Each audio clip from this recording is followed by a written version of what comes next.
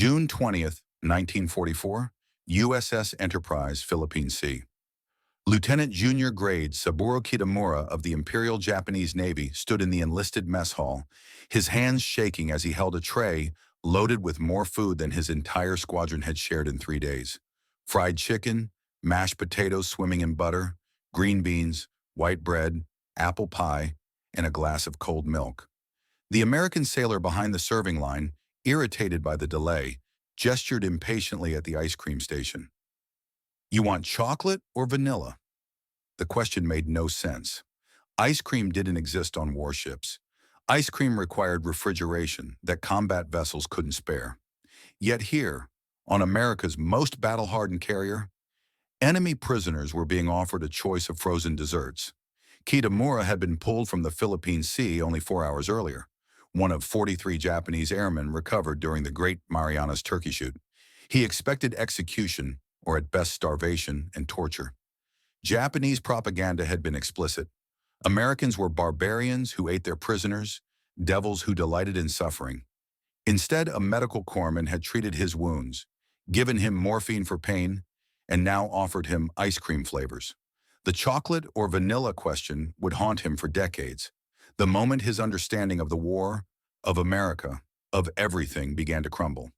Across the Pacific War, approximately 35,000 Japanese military personnel would experience American naval captivity. They witnessed abundance that shattered everything they had been taught about their enemy's weakness. They discovered carriers where enlisted sailors ate better than Japanese admirals, where machinery produced fresh water from seawater in unlimited quantities, where ice cream machines operated continuously despite combat operations. These encounters with American naval logistics demolished the spiritual foundations of Japanese military ideology more thoroughly than any defeat in battle. The mathematics of maritime abundance were calculated in calories and capabilities. While Japanese sailors subsisted on rice balls and pickled vegetables, American crews consumed 4,100 calories daily of varied fresh foods.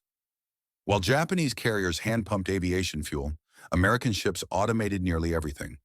While the Imperial Navy prayed to gods for divine winds, the U.S. Navy manufactured its own weather with refrigeration, air conditioning, and ice cream at sea. Commander Mitsuo Fuchida, mastermind of Pearl Harbor, who later became a Christian minister in America, documented his 1945 rescue aboard the USS Missouri. "They hauled me up like a caught fish, and I prepared for death. Instead, a medical officer examined my injuries while a sailor brought coffee.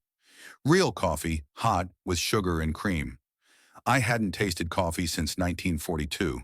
The sailor apologized that they were out of donuts."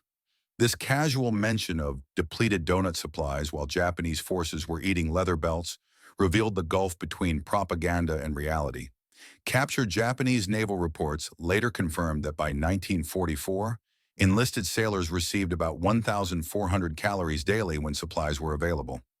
Protein came primarily from fish, if boats had fuel for fishing. Vitamin deficiencies were rampant.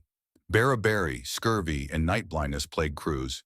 In contrast, American rations included fresh meat daily, frozen vegetables, fresh baked bread, dairy, eggs, and multiple beverage options.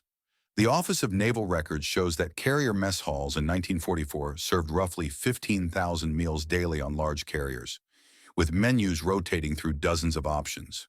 Tuesday might feature roast beef, Thursday fried chicken, Sunday ham with pineapple. For Japanese prisoners accustomed to monotonous rice rations, this variety was unfathomable. The shock only deepened when they glimpsed enlisted quarters. Petty Officer Kazuo Sakamaki, captured from a submarine at Pearl Harbor, and America's first Japanese POW, later wrote about his amazement at American submarine facilities. Sailors had bunks with mattresses, sheets, and air conditioning, comforts that exceeded what Japanese officers enjoyed ashore. For men conditioned to believe in divine sacrifice and glorious starvation, the first American meal was not just food, it was revelation. It showed them that their nation had never prepared them to win.